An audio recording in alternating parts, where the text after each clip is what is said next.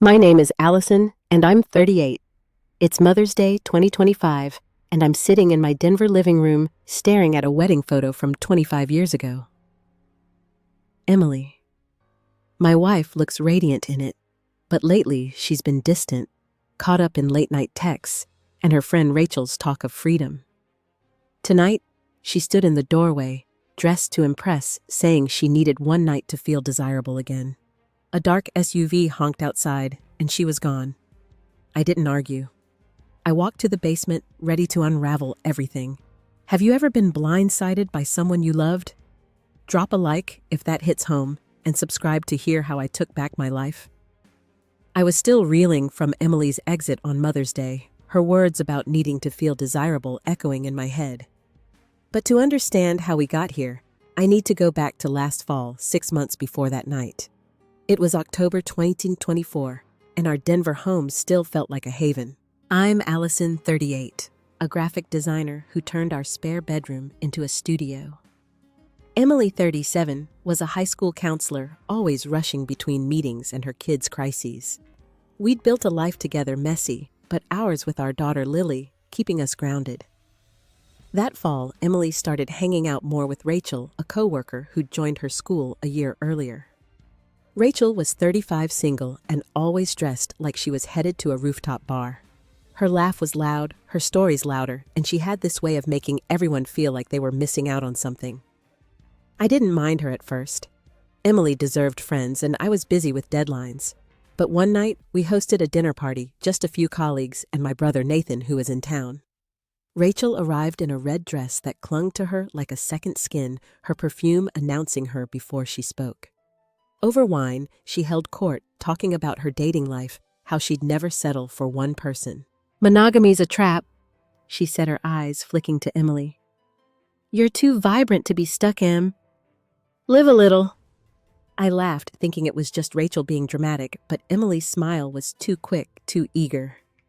I caught Nathan's frown across the table, but I brushed it off. Later, as we cleared dishes, I asked Emily, "You don't buy into that stuff, right? Rachel's whole open relationship spiel." She was scrubbing a pan, her back to me. "It's just talk, Allison. She's got her life, we've got ours." Her voice was light, but there was an edge I couldn't place. I wanted to believe her, but my stomach twisted like I'd swallowed something sour. Over the next few weeks, Emily started going to these girls' nights with Rachel. She'd come home after midnight, her hair smelling of wine and cigarette smoke, which was odd since she'd quit years ago. Just catching up, she'd say, slipping into bed without meeting my eyes. I'd lie awake staring at the ceiling, wondering why she felt so far away. One evening, Nathan was over helping me fix a leaky faucet in the kitchen. He noticed Emily's new earrings, gold hoops that sparkled under the light. "Since when does she wear those?" he asked, his voice low. I shrugged, but his words stuck. Emily had always preferred simple studs, the ones I'd given her for our 10th anniversary. The next day, I found a receipt crumpled in her purse while looking for car keys. It was for a cocktail dress, $200 paid in cash from a boutique downtown called Velvet Muse. We always used our joint account for big purchases, so the cash threw me. I held the receipt, my fingers trembling, picturing Emily trying on dresses I'd never seen. When I asked her about it casually, she froze for a split second before laughing. "Oh, that Rachel dragged me shopping. It's nothing, just a whim." But her eyes darted away, and I felt that sourness again spreading through my chest. Nathan stayed for a few days, and one night over beers on the porch, he opened up about his ex who'd cheated on him 2 years back. "It started small," he said, staring at the streetlights. "New clothes, late nights excuses. By the time I saw it, she was gone." He looked at me, his jaw tight. "Don't let that happen to you, sis." "Emily's acting weird." I wanted to argue to defend her, but I couldn't. Instead, I knotted my throat tight and changed the subject. The unease grew like a shadow I couldn't shake. Emily's phone buzzed constantly, and she'd angle it away from me, typing with a smile she hadn't worn for me in months. I tried to talk to her one Sunday morning while Lily was at soccer practice. We were in the kitchen, coffee mugs between us. "Is something going on?" I asked, keeping my voice steady. You're different. Rachel's different. I just want to know you're okay. Emily's face hardened, her mug hitting the counter with a clink. You're suffocating me, Allison. I need space to breathe. Can't I have friends without you interrogating me? Her words were a slap, sharp and sudden. I stood there stunned as she grabbed her keys and left for another girls' night. That night, I couldn't sleep. Her anger felt like a wall I couldn't climb. Was I overreacting? Was I the problem? The questions gnawed at me, but deep down, I knew something was shifting. Emily wasn't just pulling away. She was slipping into someone else's orbit, and Rachel was the one guiding her there. I didn't have proof, not yet, but the receipt, the earrings, her sharp words, they were pieces of a puzzle I wasn't ready to solve. All I knew was the life we'd built was starting to crack, and I was too scared to look at what was breaking through. The days after Emily's outburst blurred into a haze of doubt and routine. I threw myself into work sketching logos for a new client, but my mind kept drifting to her. The way she'd snapped at me in the kitchen, her keys jangling as she left, felt like a door slamming shut. I was Allison, 38, still trying to hold our family together.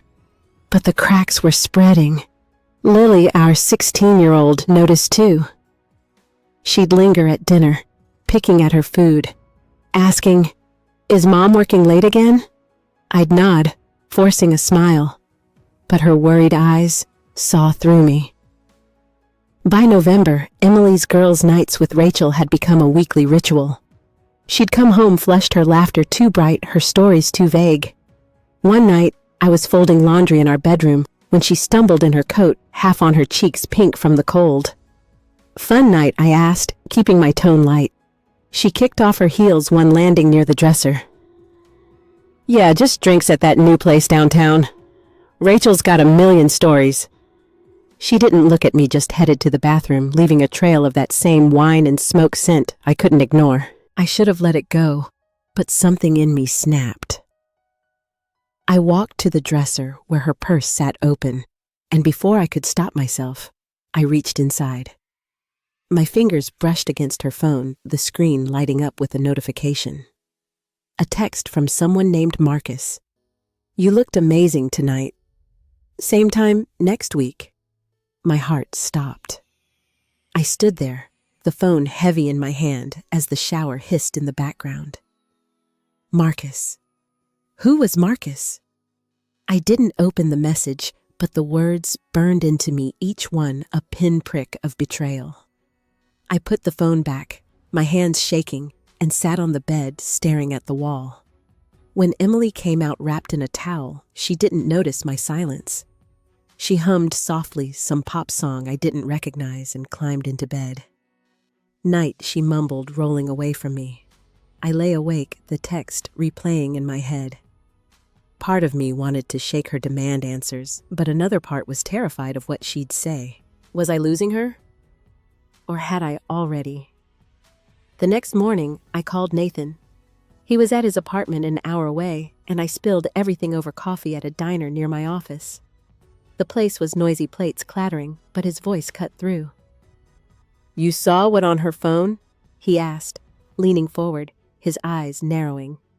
I told him about Marcus, the text, the way Emily was slipping away. He rubbed his jaw the way he did when he was pissed. "Sounds like Rachel's got her head all twisted up. You need to talk to her, Allison, now." I tried. That evening, I waited until Lily was at a friend's house. Emily was in the living room scrolling on her phone, a glass of wine on the coffee table. I sat across from her, my heart pounding. "We need to talk," I said, my voice steadier than I felt. She sighed, setting her phone down. "What now?" The impatience in her tone stung, but I pushed on. "Who's Marcus?" I saw a text from him. "What's going on?" "Emily." Her face didn't change, but her eyes flickered just for a second. "God, Allison, you're spying on me now." "Marcus is just a guy from Rachel's gym. We all hung out. It's nothing. Her words were smooth practiced, but they didn't land right. Nothing. I pressed, my voice rising. He's texting you about how you looked? That's not nothing. She stood up, her wine glass tipping slightly. You're blowing this out of proportion. Rachel's right, you're so controlling. I can have friends, you know. She grabbed her coat and walked out the front door, clicking shut before I could respond. I sat there alone, the room too quiet, her accusation ringing in my ears. Controlling me. The next day, I went through her purse again, guilt gnawing at me, but not enough to stop. Tucked in a side pocket was a business card, Marcus Tate, personal trainer, with a handwritten note on the back. Call me anytime, Em. My stomach churned. I Googled him, finding a slick Instagram profile filled with gym selfies and client testimonials. He was tall, all muscle, with a smile that screamed trouble. One photo showed him at a bar Rachel tagged, and in the background, a blurry figure in a familiar jacket. Emily. I didn't tell Nathan. I didn't tell anyone. Instead, I started watching Emily closer, noting every late night, every new outfit, every time her phone lit up with a text she didn't share. I felt like a stranger in my own life, piecing together a puzzle I didn't want to finish. But the truth was creeping in, sharp and cold. Emily wasn't just drifting. She was choosing something else, someone else, and Rachel was cheering her on. I wasn't ready to face it, not fully, but the weight of it was crushing me, and I knew it was only going to get worse. Winter hit Denver hard in December 2024, the kind of cold that seeped into your bones. Our house, usually warm with Lily's chatter and Christmas lights, felt like a stranger's.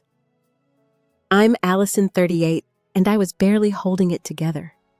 The truth about Emily's texts with Marcus, that trainer Rachel introduced, was a splinter under my skin. I couldn't pull it out, but it festered. Every time Emily smiled at her phone, I saw his name, his smug Instagram grin, and I hated myself for not confronting her harder. Lily was the only thing keeping me sane. At 16, she was sharp, noticing every shift in our house. One night, as we decorated the tree, she hung a glittery star and asked, "Why's Mom always gone?" Her voice was small, like she was afraid of the answer. I fumbled, stringing lights too tightly. She's just busy with work, kiddo. But Lily's eyes narrowed, and I knew she didn't buy it. I hugged her, the pine scent sharp, and promised myself I'd shield her from whatever was coming. Emily's lies were piling up. She'd say she was at school late, but I'd drive by and see her car gone. One evening, I found a parking stub in her jacket for a bar downtown dated the night she claimed she was grading papers. I stuffed it in my pocket, my heart racing, and waited for her to come home. When she did, her scarf was loose, her lips glossy with new makeup. "Long day," she muttered, brushing past me to the fridge. I wanted to scream about the stub, Marcus, all of it, but Lily was upstairs, and I swallowed it down. The breaking point came at a holiday party Rachel threw at her loft. Emily insisted we go, saying it'd be fun. I went hoping to see the old Emily, the one who'd dance with me to cheesy carols. Instead, I watched her orbit Rachel, laughing too loud, her hand brushing Marcus's arm as he leaned close. He was there, all charm and tight shirts, and Rachel was egging them on, pouring shots and whispering in Emily's ear. I stood by the snack table, clutching a soda, feeling like a ghost in my own marriage. Nathan was there too, his jaw tight as he watched the scene. He pulled me aside, his voice low. "This is bullshit, Allison. She's not even hiding it." I nodded, my throat burning, but I couldn't speak. When I confronted Emily later in the loft's dim hallway, she rolled her eyes.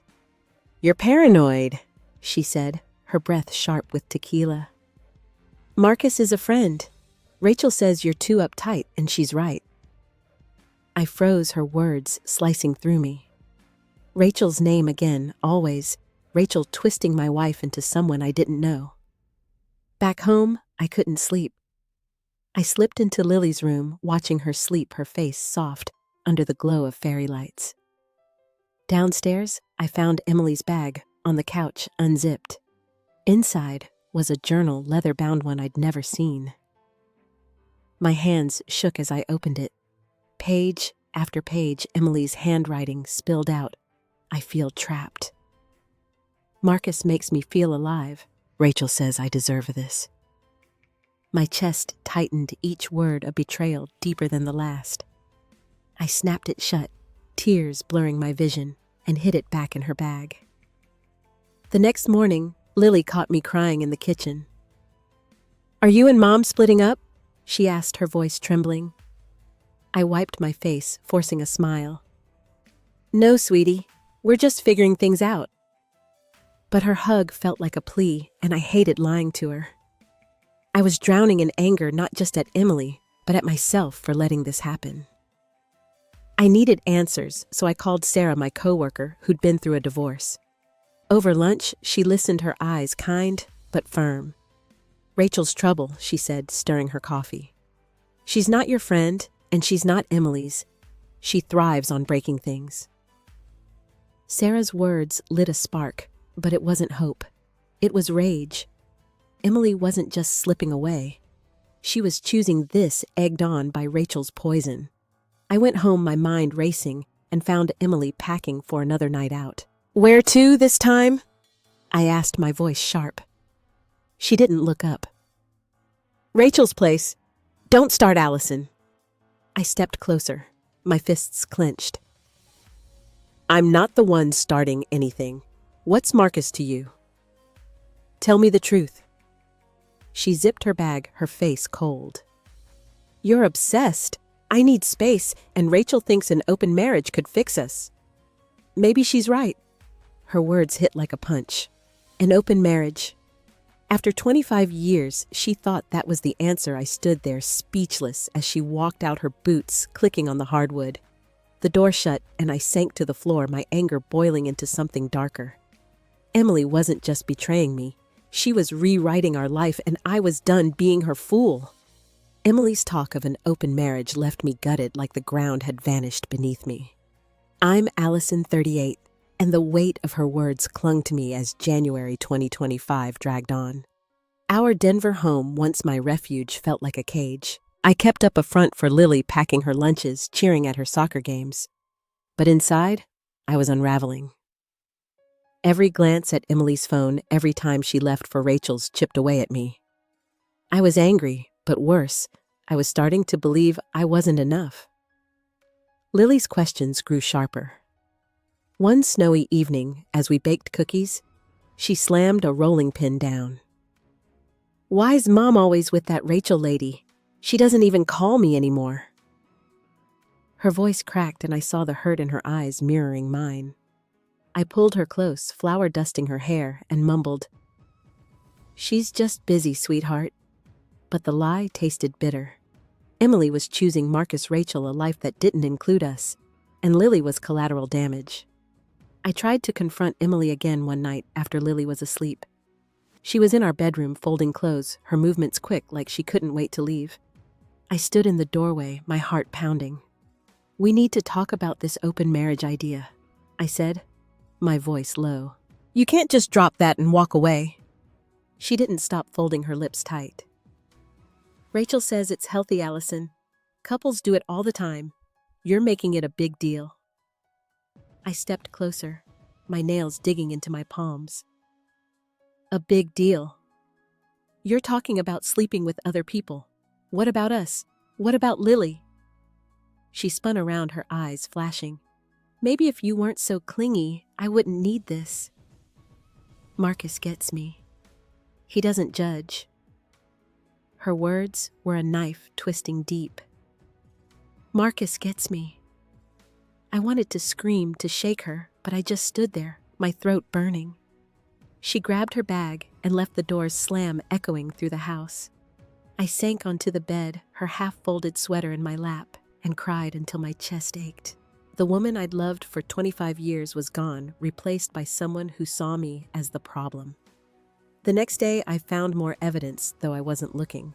While cleaning, I opened Emily's nightstand to put away a pin and saw a small velvet box. Inside was a bracelet, silver, with a tiny heart charm, not from me. A note tucked underneath read, "For M from M." My hands shook as I held it, picturing Marcus clasping it on her wrist, her smiling at him the way she used to smile at me. I didn't tell her I found it. I couldn't. Instead, I shoved it back, slamming the drawer so hard the lamp wobbled. Sarah, my co-worker, became my lifeline. We met for coffee at a cramped cafe, the steam from our mugs curling between us. I told her about the bracelet, the open marriage talk, Rachel's grip on Emily. Sarah leaned forward, her voice steady. "She's gaslighting you, Allison, and Rachel's feeding it. My ex's friend was the same stirring drama for kicks.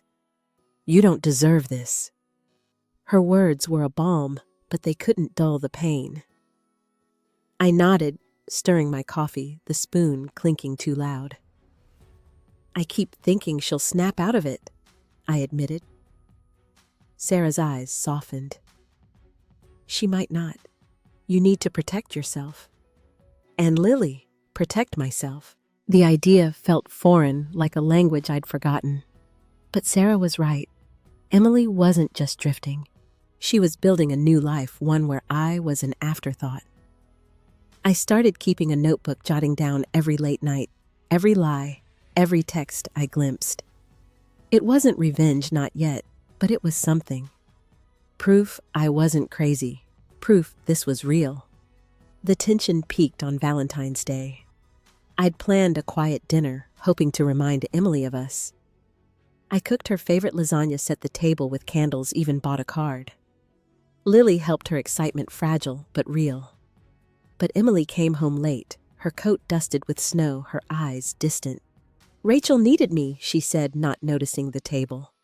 I followed her to the bedroom, my voice shaking. I made dinner.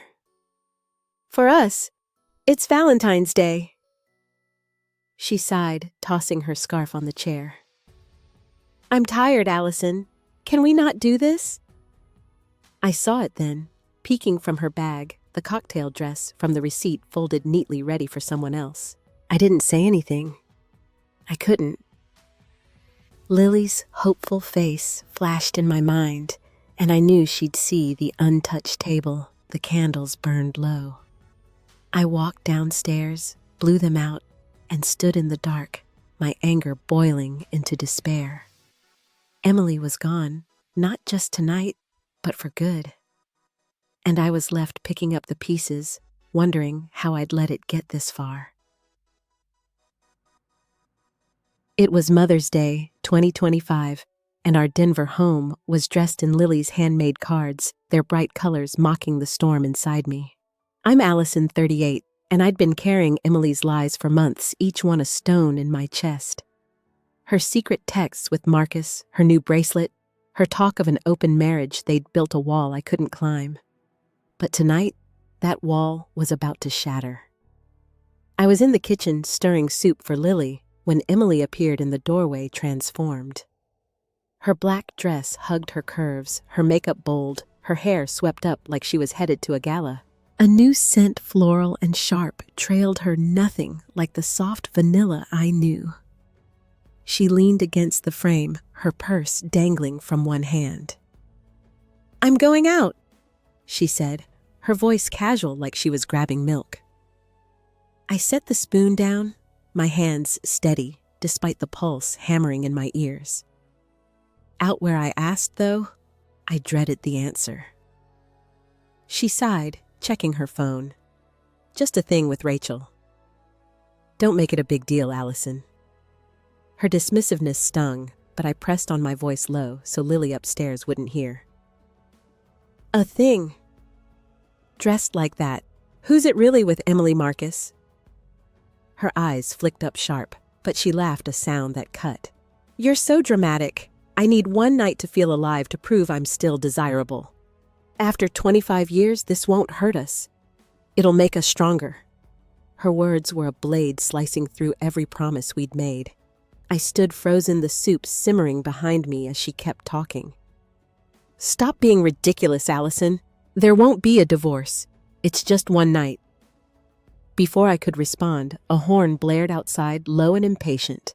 Through the window, I saw a dark SUV idling its headlights, cutting through the dusk. Emily adjusted her earrings, those gold hoops I hadn't bought, and turned to go. I stepped forward, my voice breaking. "You're walking out on Mother's Day." For him, she didn't look back. "I deserve this," she said, and the door slammed, the sound echoing like a gunshot. I stood there, the air thick with her perfume, my heart pounding so hard I thought it burst. Lily's footsteps creaked above, and I knew she'd heard. I climbed the stairs, my legs heavy, and found her in her room, clutching a pillow, tears streaking her face. "Why's Mom leaving?" she sobbed, her voice small. I knelt beside her, pulling her close, her hair damp against my cheek. "I don't know, sweetheart," I whispered, though I did. Marcus was out there waiting, and Emily had chosen him over us. "I'll fix this," I promised, my voice cracking, but Lily's sobs only grew louder, each one a reminder of how I'd failed her. I tucked her in her breathing uneven and went downstairs. The kitchen was too bright, the soup cold. I saw it then glinting on the counter, Emily's wedding ring left behind, like it meant nothing. My breath caught, and I picked it up, the metal cold, against my palm. She'd taken it off deliberately, a final twist of the knife. I clutched it, my vision blurring, and sank into a chair. The ring, our vows, our life, it was all a lie. Rachel's voice echoed in my head, her laughter at that party, her whispers pushing Emily further away. This wasn't just an affair. It was a betrayal, orchestrated, celebrated, and I was the fool left behind. I called Nathan, my hands shaking as I dialed. He answered on the first ring, his voice tense. "What's wrong?" I could barely speak, the ring still in my fist. She left Nathan. Mother's Day, and she's with him. She left her ring. He cursed, his anger a mirror to mine. "You don't deserve this, sis. Leave her. Now." His words were fire, but I wasn't ready to burn it all down. Not yet. I hung up, my mind racing, and walked to the living room where our wedding photo hung. Emily's smile in it was a stranger's, and I wanted to smash the frame to erase her, but I didn't. Instead, I turned away, my chest tight, knowing I couldn't let her destroy us. The pain was suffocating, a wave I couldn't outrun. Emily wasn't coming back, not the woman I'd loved. She'd chosen Marcus, Rachel, a life that spat on everything we'd built. Lily's sobs, the ring, the SUV's horn, they were a chorus of my failure, my blindness. I stood in the dark, the house too quiet, and felt something shift inside me, sharp and dangerous. I wasn't ready to fight, not yet, but the spark of it was there, burning through the hurt, waiting to ignite.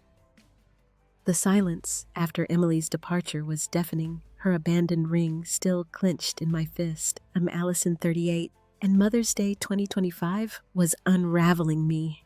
I moved to the couch, my legs weak, and stared at the front door, half expecting her to walk back in to say it was a mistake. But the SUV's engine had faded, and all I had was Lily's muffled sobs upstairs and the weight of 25 years crumbling. I needed to move, to do something, so I wandered to the basement, my bare feet cold on the stairs. That's when I saw it, a cardboard box tucked behind old paint cans labeled Memories in Emily's looping handwriting. I knelt, my hands trembling, and opened it. Inside were letters, dozens of them tied with a faded ribbon. They were from our early days when we were 20, sneaking kisses in college dorms. "Allison, you're my forever," she'd written, her words smudged with ink. My throat tightened as I read each letter, a reminder of the love we'd sworn was unbreakable. But at the bottom, beneath the letters, was something else, a printed email dated last month from Rachel to Emily. "You're wasting your spark on her," it read. "Marcus sees the real you. Don't let Allison guilt you into staying. You're not her prisoner." The words blurred as tears fell, Rachel's venom seeping into every line. She hadn't just encouraged Emily. She'd orchestrated this, painting me as the villain. I clutched the email, my nails tearing the paper, and stumbled back upstairs. The house felt smaller, like the walls were closing in. I needed air, so I stepped onto the porch, the night biting at my skin. That's when I saw Lily's bike tipped over by the mailbox, its streamers tangled. She'd ridden it that morning, laughing before this nightmare began. The sight broke something in me, and I sank to the steps, the ring and email in my lap, my breath ragged. Emily wasn't just cheating. She was erasing us, rewriting our story with Rachel's pen, and I'd been too trusting to see it. My phone buzzed, snapping me back. It was a text from Sarah, my coworker, checking in. "You okay?" Heard Emily was at Rachel's bar tonight. I froze, my fingers hovering over the screen. Bar. Emily had said it was a private thing. I opened Instagram, my heart sinking, and searched Rachel's profile. There it was, a story posted an hour ago. A blurry video of a crowded bar, Emily, in that black dress, laughing, Marcus's arm around her waist. Rachel's caption read, "Living her truth." The phone slipped from my hand, clattering on the porch. Living her truth. While I was here, consoling our daughter, picking up her ring, I scrolled further, each post a new wound. Rachel had tagged Emily in photos from weeks ago, nights she'd claimed were work events. There was Emily glowing, her arm linked with Marcus's, Rachel grinning beside them. The comments were brutal. "Go off him. You're free now." Strangers cheered her on while I was left in the dark. The idiot wife who didn't know. My chest heaved, anger and shame crashing together. This wasn't private. It was public, a spectacle, and Rachel had made sure everyone saw it but me. I went back inside, my mind spinning, and checked Lily's room. She was asleep, her face puffy from crying, a Mother's Day card for Emily on her nightstand. I picked it up, my hands shaking. "To Mom, thanks for always being there." Lily had written her letters, careful and round. The irony burned, and I set it down, my eyes stinging. Emily wasn't here. She was at a bar parading her new life, while Lily and I were ghosts in her story. I returned to the living room, the letters and emails scattered on the coffee table. My phone lit up again, this time a call from Nathan. I answered, my voice hollow. "She's with him," I said before he could speak. "It's all over Rachel's Instagram. Everyone knows. He was quiet, then I'm coming over." "You're not doing this alone." But I felt alone more than I ever had. Emily's betrayal wasn't just personal. It was a performance, and I was the punchline. I sank to the floor, the ring digging into my palm. My heart shattered. There was no coming back from this, no way to unsee the truth. I was done, broken, and the pieces of me were scattered too far to pick up. The morning after Mother's Day, 2025, I woke up on the couch, Emily's ring still in my hand, the sting of her public betrayal raw. I'm Allison, 38, and my world had collapsed. But something new was stirring in the rubble. Lily's tear-streaked card on the table, Rachel's cruel email, those Instagram posts, they weren't just wounds anymore. They were fuel. I wasn't ready to forgive, but I was done being the victim. I needed to act for Lily, for myself, before Emily's choices buried us. I started in my home office, the blinds drawn, the hum of my laptop the only sound. My hands shook as I plugged in a USB drive I'd kept for work backups. I created a folder, labeled it Evidence, and began transferring screenshots I'd taken over months, Emily's texts with Marcus, the parking stub, the journal pages I'd scanned late one night. Each file felt like reclaiming a piece of my sanity, proof I wasn't imagining this. I found bank statements too buried in our shared account showing withdrawals. Emily hadn't explained $500 here. $300 was there spent on nights she claimed were free with Rachel. The numbers stared back cold and undeniable. I called Sarah, my coworker, who'd been through her own divorce. We met at a quiet park, Lily at school, the spring air sharp with new blooms. I told her everything, the ring, the bar, Rachel's email. Sarah's eyes were steady, her voice firm. You need a lawyer, Allison. Someone who'll fight for you and Lily. She gave me a name, Karen, a friend who specialized in messy divorces. I nodded, my resolve hardening, but doubt crept in. Could I do this? Uproot Lily's life end 25 years with Emily? Sarah squeezed my hand. You're not breaking your family. Emily did that. By afternoon, I was in Karen's office, a small space downtown, with stacks of files and a coffee maker humming. Karen was 45, no nonsense, her glasses perched low. I slid the USB across her desk, my voice steady, despite the knot in my chest. This is what I have. Emily's cheating, and I want to protect Lily. Our home, our savings, everything. Karen scanned the files, her brow furrowing. This is solid, she said, tapping the drive. We can file for divorce, request primary custody, and freeze your joint accounts before she drains them. But it'll get ugly. You ready for that? I swallowed, picturing Lily's face, and nodded. I have to be. Karen outlined the plan. We'd serve Emily papers strategically somewhere public to maximize impact, maybe at one of Rachel's events. The idea sparked something in me, a flicker of control, after months of helplessness. I left her office, the Denver skyline sharp against the sky, and felt lighter, like I'd shed a layer of shame. But I wasn't done. Marcus was a piece of this too, and I needed to know more. On a whim, I searched his name online, digging past his polished Instagram. A forum post caught my eye from a woman named Tessa ranting about her ex, Marcus Tate, a trainer who preyed on married women. My pulse quickened. Tessa was local. I found her on LinkedIn, a yoga instructor with a kind smile. I sent a message, my fingers hesitating over the keys. Hi Tessa, I'm dealing with Marcus Tate. Can we talk? She replied within an hour, agreeing to meet at a cafe the next day. That night, I cooked dinner for Lily, her favorite tacos, and we ate in silence. She poked at her plate, then looked up. Are you mad at Mom? I set my fork down, choosing my words. I'm hurt, kiddo, but I'm here, and I'm not going anywhere. She nodded, her eyes glassy, and I knew I was fighting for her more than anyone. The next morning, I met Tessa at a corner cafe, its windows fogged from the chill. She was 40, her hair in a loose braid, her voice soft but steady. Marcus is a leech, she said, stirring her tea.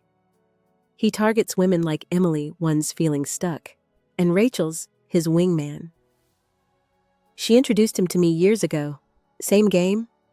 Tessa showed me photos on her phone, Marcus, with her then, Emily, at the same bar from Rachel's story. My stomach twisted, but I leaned in. Can you send me these? I asked. She nodded, her eyes fierce. Take him down, Allison. For all of us. I left the cafe, Tessa's photos in my inbox, my mind buzzing. I wasn't just gathering evidence anymore. I was building a case, not just for court, but for my life. Emily thought she could rewrite our story, but I was taking the pen. I drove home, the USB heavier in my pocket, my heart pounding with a strength I hadn't felt in years. I wasn't whole, but I was moving, and that was enough for now. Back home, Tessa's photos burned a hole in my inbox, each one a nail in the coffin of Emily's lies. I'm Allison, 38, and the week after Mother's Day 2025 was my turning point. I wasn't just collecting evidence anymore. I was rewriting the story Emily and Rachel had tried to script for me. My office became a war room, papers spread across my desk, the USB drive now holding Tessa's images alongside bank records and journal scans. Every click felt like a step out of the dark, a reclaiming of the woman I'd let slip away. I needed to hit Rachel where it hurt to expose the cracks in her perfect facade.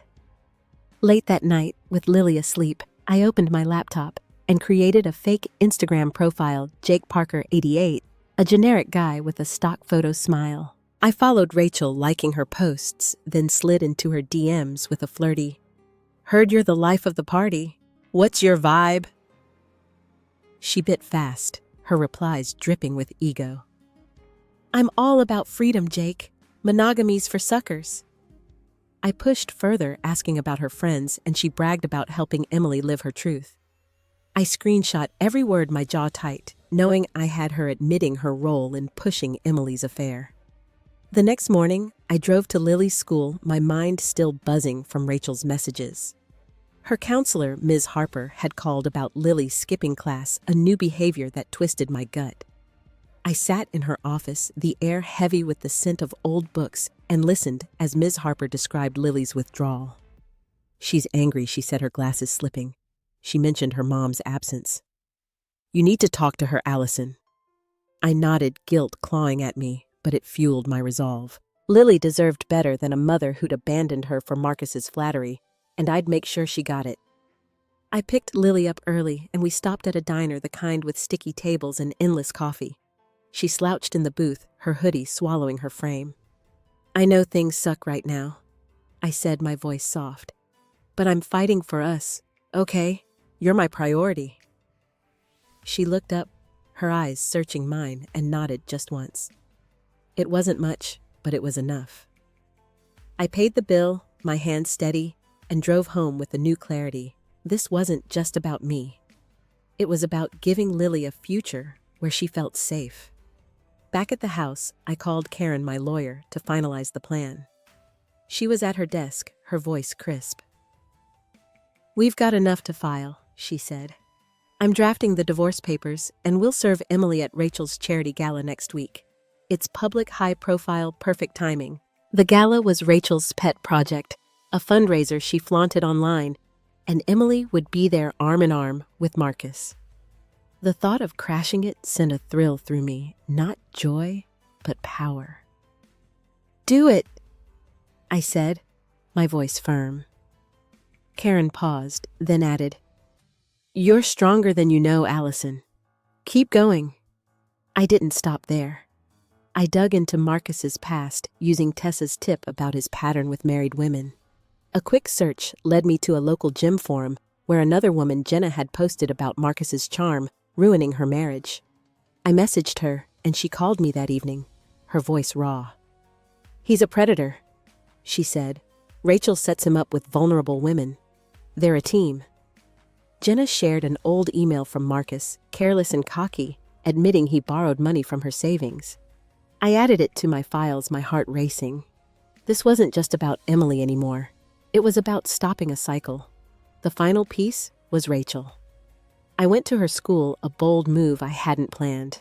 It was a Thursday. The hall's quiet, and I found her in the staff lounge sipping coffee, her nails tapping her phone. She looked up surprised, then smirked. "Allison, what's this stalking me now?" I stepped closer, my voice low but steady. "I know what you did. You pushed Emily into Marcus's bed, told her I was holding her back. You're not her friend. You're a wrecking ball." Her smirk faltered just for a second, and I saw the panic in her eyes. "You're delusional," she said, but her voice shook. I turned and left my pulse pounding, knowing I'd rattled her. That night, I sat in my office, the house still, Lily's laughter from a movie drifting upstairs. I opened my laptop, the fake Instagram chat with Rachel glowing on the screen. I didn't send it anywhere, not yet, but I saved it, a weapon for the right moment. I leaned back, my hands steady for the first time in months, and looked at a photo on my desk, me and Lily at the park, smiling. Emily wasn't in it, and that felt right. I wasn't fighting to win her back. I was fighting to rebuild, and as I closed my laptop, the quiet of the room wasn't empty. It was mine. Summer 2025 in Denver was bright, but my world felt sharper, like a photograph coming into focus. I'm Allison, 38, and the gala where Emily was served divorce papers had shifted everything. I'd spent weeks building my case, and now the fallout was unfolding. The night of Rachel's charity event, Karen's team had waited until Emily and Marcus were posing for photos, Rachel's laughter ringing out before a process server handed Emily the envelope. Her face froze, the crowd's murmurs swallowing her shock. Marcus stepped back, his charm evaporating, and Rachel's smile vanished. I wasn't there, but Karen's call, after her voice steady, told me it landed exactly as planned. By morning, Emily was back at our house, her belongings half-packed in suitcases by the door. She didn't look at me, just moved through the living room, her steps heavy. I stood in the kitchen, coffee cold in my mug, watching her fold a sweater Lily had given her last Christmas. "You didn't have to do it like that," she said, her voice low, almost a whisper. I leaned against the counter, my heart steady. "You didn't leave me a choice, Emily." She flinched, her hands pausing, but said nothing. The silence was new, not the tense quiet of our fights, but something heavier, like she'd run out of excuses. Lily was at a friend's spared from this scene, but her absence hung over us. I'd told her about the divorce the day before, sitting on her bed, her posters curling at the edges. "Will Mom still see me?" She'd asked, her voice small. I'd hugged her, promising, "She'll always be your mom," though I wasn't sure what Emily would choose. Now, watching her pack, I saw no trace of the woman who danced with Lily in the backyard. That Emily was gone, and I'd stopped chasing her shadow. Rachel's world was crumbling too. My fake Instagram account, Jake Parker 88, had done its job. I'd sent her messages to a local gossip blog anonymized, exposing her role in pushing Emily's affair. The blog ran a post, vague but damning, and Rachel's colleagues started whispering. She called me the next day, her voice shrill through my voicemail. "You think you're clever, Allison? You're pathetic." I didn't call back. Her panic was enough, a crack in her armor I'd widened without saying a word. Marcus was another story. Tessa's photos and Jenna's email had spooked him. I'd mailed copies to his gym unsigned with a note, "Clients deserve to know who you are." By midweek, Karen heard he'd quit citing personal reasons and left town. Emily didn't know I'd orchestrated it, but her face drawn and tired told me she felt his absence. I didn't gloat. Seeing her diminished wasn't joy. It was just proof I'd hit my mark. I started therapy with Lily, a small office with soft chairs, and a therapist named Clara, who listened without judgment. Our first session was raw, Lily clutching a tissue, me admitting I'd ignored Emily's distance for too long. "I thought love meant enduring," I said, my voice catching. Clara nodded, her pen still. "Love doesn't mean losing yourself." Her words stuck, a quiet truth I was only beginning to grasp. Lily reached for my hand, her fingers cold, and I squeezed back, vowing to rebuild what Emily had broken. At home, I cleared out the guest room, turning it into a studio again. I unpacked my old easel, the wood worn from years of neglect, and set up a canvas. Painting wasn't escape. It was defiance, a way to mark this new chapter. The first stroke, a deep blue, felt like breathing after months underwater. Lily wandered in, curious, and I handed her a brush. "Make something," I said. She hesitated, then painted a crooked sun, her smile shy but real. It wasn't healing, not yet, but it was ours. The consequences weren't all tidy. Emily's silence grew colder. Her suitcases now in a rented apartment across town. She texted Lily but avoided me, her messages clipped. I didn't push, didn't beg. I'd spent months pleading for her to see me. Now I was done. Rachel's gala had been her stage, but I'd rewritten the ending. As I stood in my studio, paint on my hands, the house quiet, I felt the weight of what I'd done. Not victory, not yet, but a stillness like the moment before a storm pauses. I wasn't sure what came next, and that uncertainty held me heavy and unyielding.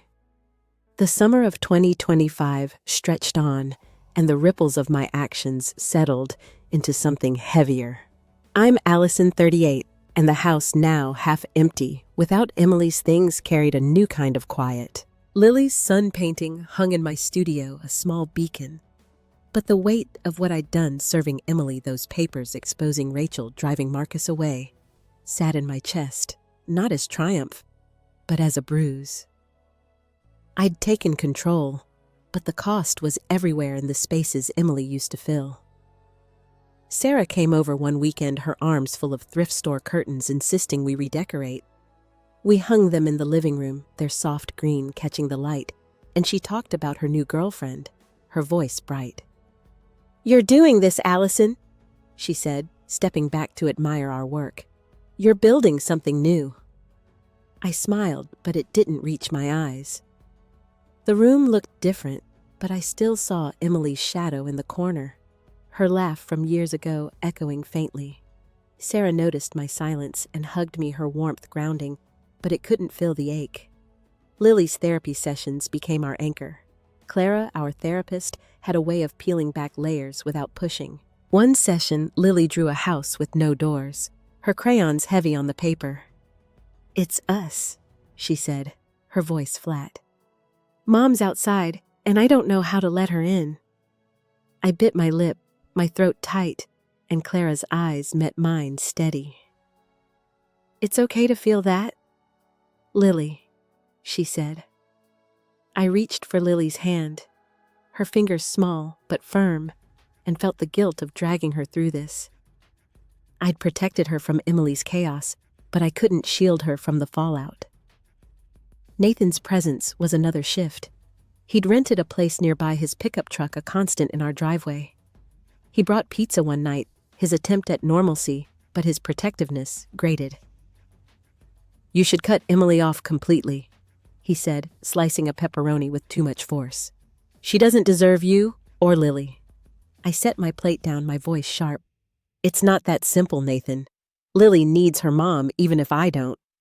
He frowned, his jaw tight, and the air grew thick. We ate in silence, the argument unresolved, but later he washed the dishes. His shoulders slumped, and I saw his worry, not just anger. It softened me, but it didn't erase the tension. I found an old sketch in a drawer, one I'd done of Emily years ago. Her eyes bright, her smile unguarded. I didn't throw it away. Instead, I framed it and hung it in my studio, not out of longing, but as a reminder. I'd loved her, and I'd survived her. The act was small, but it steadied me, like planting a flag in new ground. Lily saw it and tilted her head. "Why keep it?" she asked. I touched the frame, my voice low. "To remember I'm stronger than the hurt." She nodded, her eyes older than they should be, and I hated that she understood. Emily's attempt at reconciliation came unexpectedly. One evening as I watered the garden, her car pulled up. She stepped out, no makeup, her hair loose, and stood by the gate, her hands twisting. "I messed up, Allison," she said, her voice cracking. "I didn't mean for this." I set the hose down, water pooling at my feet, and looked at her. Really looked. Her eyes were tired, her confidence gone, but I felt no pull to fix her. "You chose this, Emily," I said, my voice even. "You don't get to undo it now." She opened her mouth, then closed it and walked away, her footsteps fading. I stood there, the garden damp and alive, and felt nothing but the weight of my own resolve.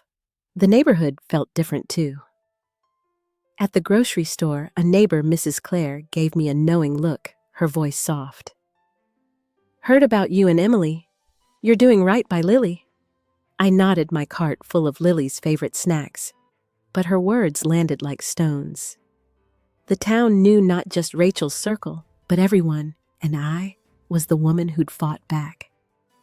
It wasn't pride I felt, but exposure, like my pain was a headline. As I drove home, the radio playing low, I thought of Clara's words, losing yourself. I hadn't, not entirely, but I'd come close. The divorce papers, Rachel's downfall. Marcus's exit, they'd given me back, my voice, but they'd also left scars. I pulled into the driveway, the house glowing with new curtains, Lily's bike upright by the garage. I cut the engine and sat there, my hands on the wheel, the world too still. I'd won something, but it wasn't joy. It was just me, raw and real, carrying the pieces of a life I hadn't chosen. Late August 2025 found me in a rented cabin in the Rockies, the air crisp with pine and possibility. I'm Allison, 38, and I'd brought Lily here for a week, just us away from Denver's noise and the echoes of Emily's betrayal. The cabin was small, wood-paneled, with a porch overlooking a valley where mist clung to the trees. I stood there each morning, coffee steaming in my hands, letting the quiet seep into me. The fight was over. Emily gone, Rachel silenced, Marcus vanished, but I wasn't celebrating. I was learning to breathe again. Lily was my compass. At 16, she carried her own scars, but she'd started smiling, more small bursts that lit the cabin. One afternoon, we hiked a trail, her sneakers kicking up dust as she pointed out wildflowers. "Look, Mom," she said, holding up a purple bloom. "It's tougher than it looks." I laughed, tucking it behind her ear, and saw myself in her resilience. We reached a stream, its water clear over smooth stones, and I decided to teach her to fish, something my dad had shown me as a kid. I handed her a rod, my hands steady, and showed her how to cast.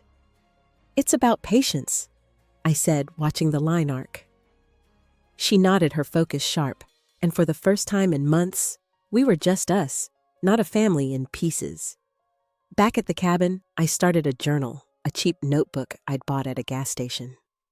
I wrote at night, the porch lantern buzzing, spilling thoughts I'd buried. I wrote about the girl I was at 20, fearless and in love, and the woman I'd become, bruised but standing. Emily didn't break me. I wrote, my pen pressing hard. She showed me I could bend. The words felt true, not as forgiveness, but as clarity. I wasn't the one who'd failed our marriage. That truth settled in me, soft but solid, like the stream's stones underfoot. One evening, we wandered to a nearby general store, its shelves stuffed with local jams and faded postcards. The shopkeeper, Clara, was in her 60s, her hair gray and wild, her smile warm. Lily browsed candy while Clara rang up my coffee. "You two look like you're finding some peace," she said, her eyes kind. I hesitated, then told her about Emily, the affair, the divorce. The words tumbling out.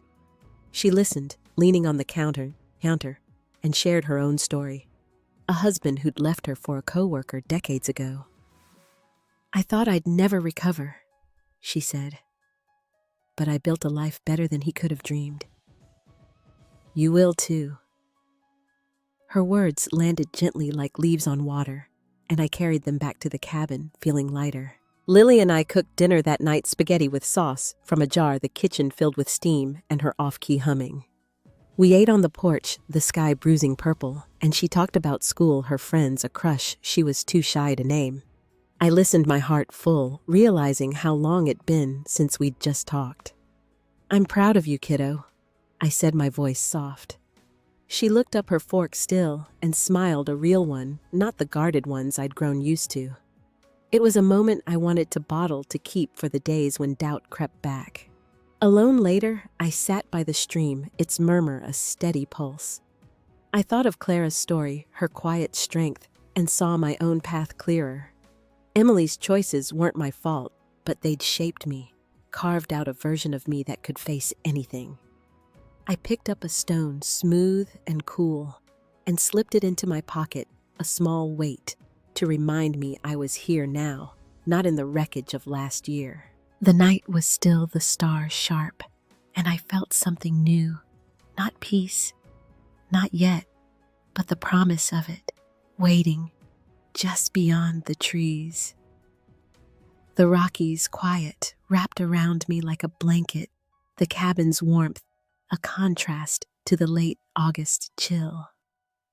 I'm Allison, 38, and this week, with Lily, was stitching me back together, not whole, but stronger. The stream outside our window sang its endless song, and I found myself listening, letting it carry away the last of my anger. Emily's betrayal, Rachel's scheming, Marcus's shadow. They were still there, but they didn't own me anymore. I was learning to live for the moments that were mine. One morning, I woke before dawn, the sky still gray. Lily was asleep, her breathing soft, so I slipped outside with my journal, the grass damp under my feet. I sat on a stump near the trail we'd hiked, the wildflower from Lily's hair pressed between the pages. I wrote about fear, how it had kept me tethered to Emily's lies for so long. I'm not afraid anymore. I scribbled the words shaky, but true. I wasn't running from the past. I was stepping past it one quiet choice at a time. Later, Lily and I explored a meadow, the sun warm on our shoulders. She ran ahead, her laughter bright, chasing a butterfly that danced just out of reach. I followed slower, my boots sinking into the earth. At the meadow's edge stood an old oak, its bark rough under my hand. I pulled my pocket knife, a small thing I'd carried since college, and carved our initials, AL and LLL, into the wood, the blade steady. Lily watched, curious, then added a tiny star beside them. For us, she said, her voice firm. I knotted my throat tight, knowing this mark was a promise we'd always have each other, no matter what came. Back at the cabin, I found a letter in my bag, one I'd missed in the rush to pack. It was from Emily, her handwriting sharp on plain paper, mailed before she'd left Denver. I sat on the porch, the letter unopened, and watched the valley glow gold in the fading light. I didn't need to read it. Her apologies, if they were there, couldn't undo the nights I'd cried alone, the mornings Lily woke up asking for her. I walked to the fire pit, the air cool, and lit a small blaze with kindling. The letter curled in the flames, its edges blackening, and I felt no regret, only release. Emily was a chapter, not my story.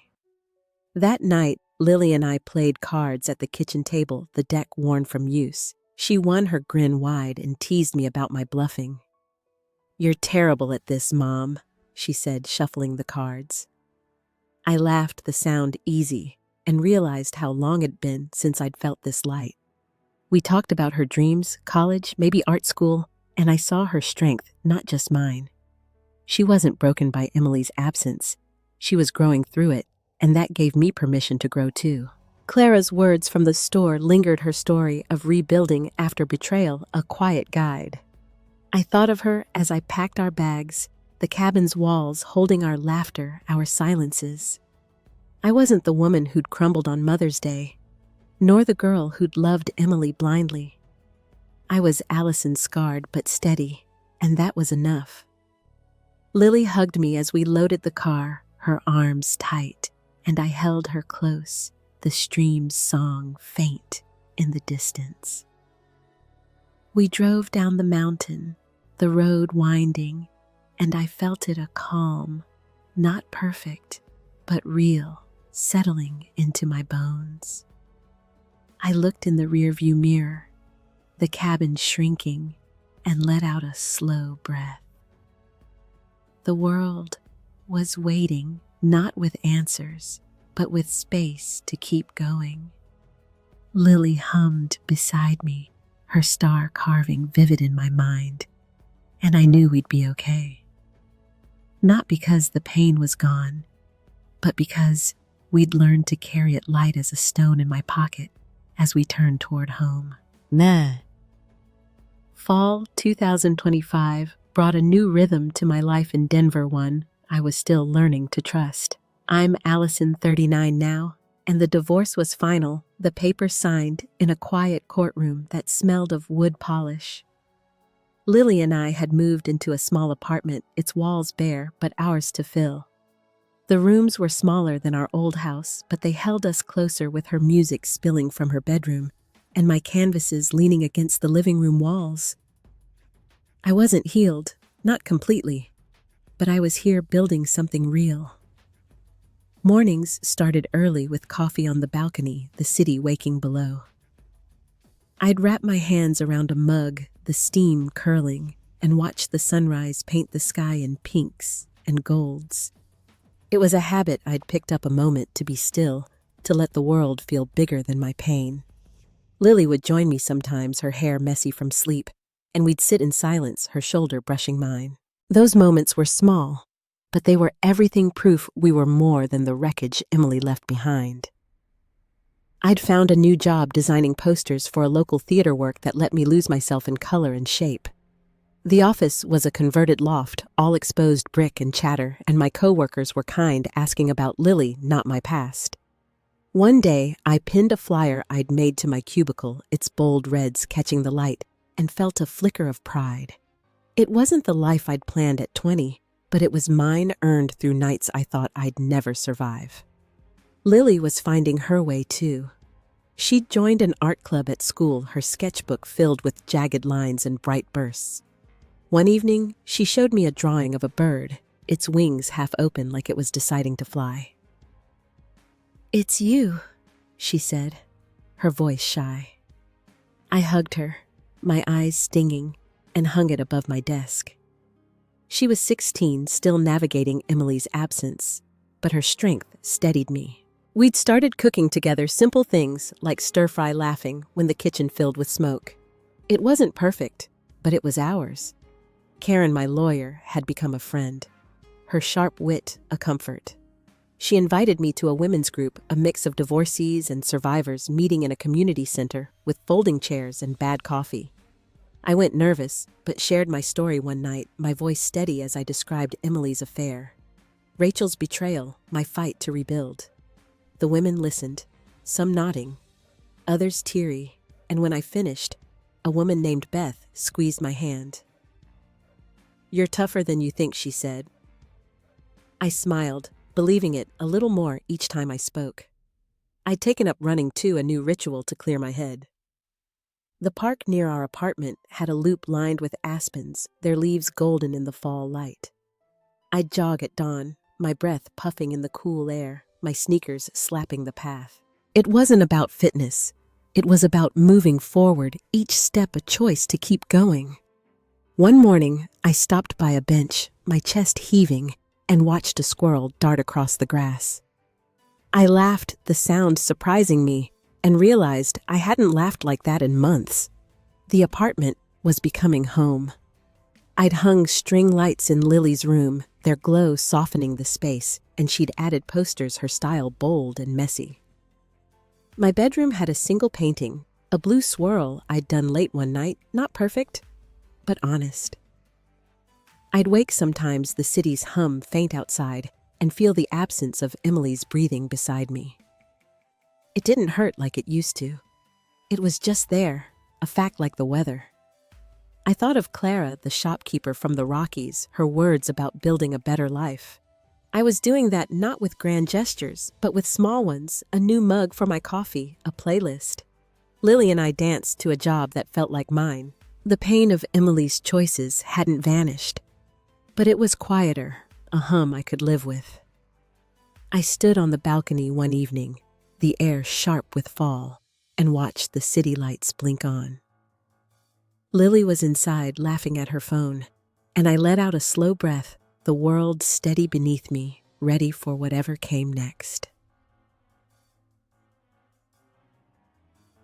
The days grew shorter as fall 2025 settled over Denver, the air carrying a crispness that felt like a fresh page. I'm Allison, 39, and my new apartment was no longer just a space. It was a home shaped by Lily's laughter and my quiet mornings. I'd started gardening on the balcony, small pots of basil and thyme, their green tips pushing through the soil. Each sprout was a reminder that growth didn't need permission, only time. I'd water them at dusk, my fingers in the dirt, and feel a steadiness I hadn't known in years. Nathan came for Thanksgiving, his first visit since moving nearby. We cooked together a simple spread of turkey and mashed potatoes, the kitchen warm with steam. He was softer now. His overprotectiveness eased, and we talked about our childhood, the way our parents' laughter used to fill their old house. "I'm sorry I pushed so hard," he said, peeling carrots, his voice low. I bumped his shoulder, smiling. "You were just looking out for me." We ate with Lily, her stories about school filling the gaps, and for the first time, I didn't feel Emily's absence like a hole. It was just us whole in our own way. I joined a book club through Karen's women's group, meeting weekly in a cozy library downtown. The women were strangers at first, but their stories of loss, of starting over, wove into mine. One night, we discussed a novel about forgiveness, and I shared how I'd let go of Emily, not for her, but for me. "It's not about erasing the hurt," I said, my voice steady, "but about not letting it steer you." They nodded, their eyes warm, and I felt seen, not as the woman who'd been betrayed, but as Allison, enough as I was. I'd taken up letter writing, a quiet ritual before bed. Not to Emily, but to myself, notes about the day, the small wins, the fears that lingered. "You're allowed to be happy," I wrote one night, the pen heavy in my hand. It sounded simple, but it was a truth I'd fought to claim. I sealed each letter in an envelope, stacking them in a drawer, a record of my rebuilding. Some nights, I'd read them, tracing my own growth, and marvel at how far I'd come. Lily and I had a new tradition: Sunday walks to a nearby bakery where we'd split a cinnamon roll, its icing sticky on our fingers. She'd talk about her art, her friends, and I'd listen, her voice a tether to the present. One Sunday, she stopped mid-bite, her eyes serious.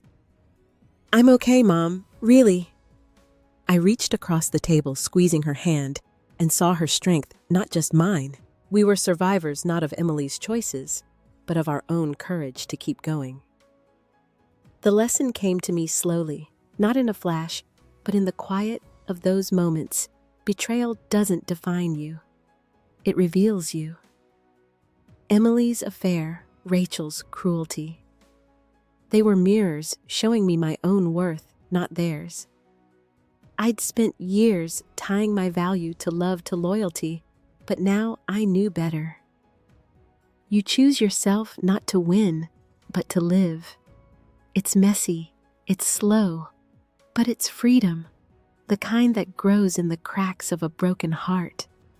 What's the moment you realized you were enough just as you are?